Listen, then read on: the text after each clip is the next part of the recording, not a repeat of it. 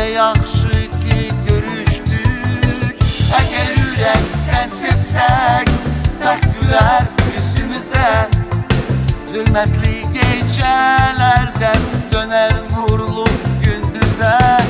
Ay mənim canım gözüm, qalmadı məndə düzüm. Yenə də naz edirsən, bəyər olmaz əzizim. Ay mənim canım gözüm, qalmadı məndə düzüm.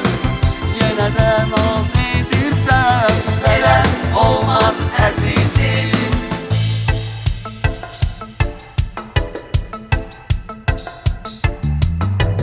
Gecə ulduzlar yanar, nurla bəzər aləmi. Heç nəyə dəyişmərəm sənə olan sevgimi.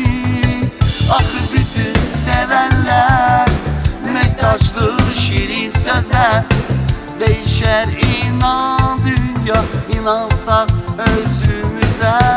Ay mənim canım gözüm, qalmadı məndə düzüm. Yenə də naz edirsən, bəyər olmaz əzizim. Ay mənim canım gözüm, qalmadı məndə düzüm. Yenə də naz edirsən, bəyər olmaz əzizim.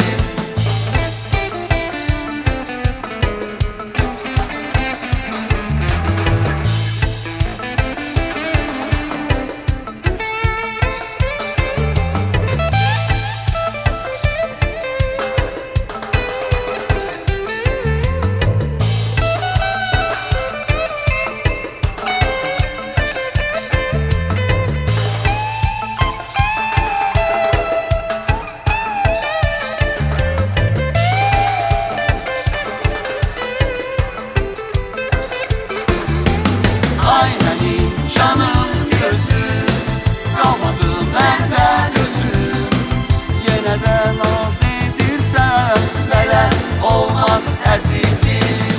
Ay mənim canım gözüm, qalmadı məndə düzüm. Yenə də naz edirsən, bəyər olmaz əzizim. Ay mənim